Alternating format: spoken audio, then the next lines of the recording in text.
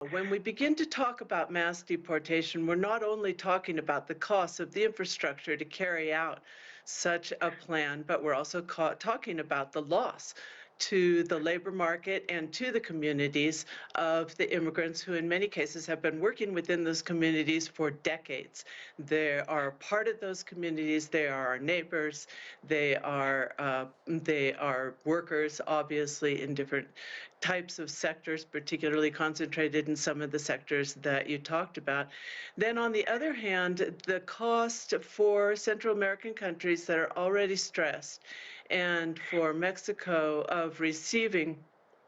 massive returns without the type of preparation that would be needed to integrate those people back into the economies would also be significant. It'd be a financial cost, and it would also be a humanitarian cost, because what we've seen with the Trump campaign, with the Trump policies in the past, is there's very little thought given to what happens to families when they're just dumped on the U.S.-Mexico border, an area that unfortunately is not only plagued by an insufficient amount of human needs services to attend to those families, but is also plagued by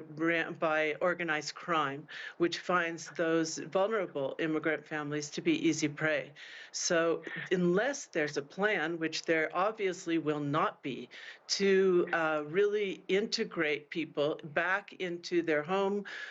country economies, then both the financial and the humanitarian costs will be significant. And the countries are not being offered some type of compensation in order to take on that task.